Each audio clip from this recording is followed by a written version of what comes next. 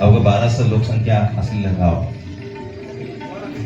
नुकताच त्यांना आदर्श सरपंच हा पुरस्कार महाराष्ट्र शासनाचा प्रदान झाला. आणि गुरवडी तालुका अक्कलकोटचे महिला सरपंच सौ लक्ष्मी माळप्पा पुजारी यांना नारी शक्ती आदर्श सरपंच 2026 पुरस्कार प्रदान. जनता संघर्ष न्यूजच्या नारी शक्तीचा सन्मान व पुरस्कार सोहळा 2026-23 मार्च 2026 रोजी फडकुले सभागृह सोलापूर येथे अतिशय उत्साहात संपन्न झाला.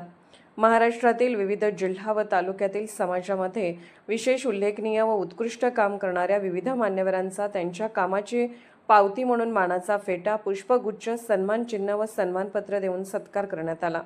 त्यात सोलापूर जिल्ह्यातील अक्कलकोट तालुक्यातील मौजे गुरववाडी येथील विकासरत्न माळप्पा पुजारी यांच्या पत्नी महिला सरपंच सौ लक्ष्मी माळप्पा पुजारी यांना नारी शक्ती आदर्श सरपंच 2026 म्हणून सोलापूरच्या उपमहापौर सौ ज्ञानेश्वरी महेश देवकर व उपस्थित मान्यवरांच्या शुभ हस्ते मानाचा फेटा, शाल, सन्मानचिन्ह, सन्मानपत्र व पुष्पगुच्छ देऊन सत्कार व सन्मान करण्यात आला. या कार्यक्रमास प्रमुख पाहुणे म्हणून ज्येष्ठ साहित्यिका नसीमा पठाण, सेवानिवृत्त पोलीस अधिकारी मीनाक्षीताई पेठे, ॲडव्होकेट सरिता मोकाशी, प्राध्यापिका अंजनाताई गायकवाड, समाजभूषण UF जानराव यांनी आपले मनोगत व्यक्त केले.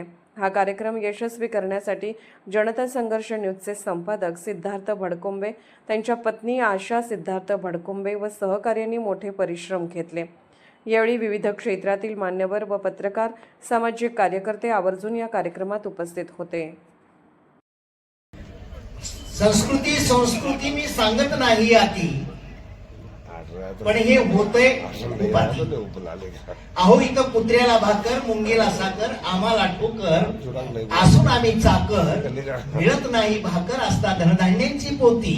कसलीही संस्कृती मी सांगत नाही आती, पण हे होतंय बहुआती. कोई खिलौना नहीं, मैं हिम्मत शूर वीरों की हिफाजत की मोहताज नहीं. मैं भर की, मैं पहचान सुलगते जौहर की, दुश्मन की आंखों का ख्वाब नहीं. तुम्ही अशा ज्या स्त्रियांचा सन्मान ठेवलाय त्याबद्दल मी तुमचे खूप खूप आभार मानते. आणि तुमच्या ह्या कार्यक्रमासाठी मला जे बोलवलं, मान सन्मान दिला त्याबद्दल पण मी व्यासपीठाचे आणि तुमचे मनपूर्वक आभार मानते. आहेत त्यांच्या डोळ्यात स्वप्न आम्ही देणार. ज्यांची बुद्धी बधीर झालेली आहे त्यांच्या बुद्धीमध्ये आम्ही 4 बुद्धीचे शब्द टाकणार.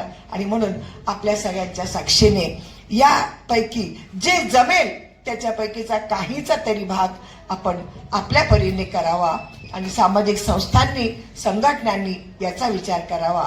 आणि अशा रीतीने अशा महिलांना एकत्रित आणण्याचं काम एक महिला उपमहापौर म्हणून ज्ञानेश्वरीताईंनी जेव्हा जमेल तेव्हा तुमच्या काळाच्या या विशिष्ट पिरियडमध्ये 1-2दा तरी हे घडून दाखवावं. मला आठवते की सिद्धेश्वर महाराजांच्या मंदिरामध्ये हे ज्या महिला, या वंचित महिला आहेत त्यांचा एक मेळावा घडलेला होता. एक नाही मॅडम, हजारो प्रश्न त्यांचे आहेत. त्याच्यामधून एक कॉर्नर या महिलांच्यासाठी पण असावं की तुमची अडचण सांगा. मग ती दवा दरमन असेल, औषध असेल, आरोग्य असेल. तुम्ही आता पेपरमध्ये दिलेलं आहे की मी आरोग्य करणार आहे, मी स्वच्छता करणार आहे. महिला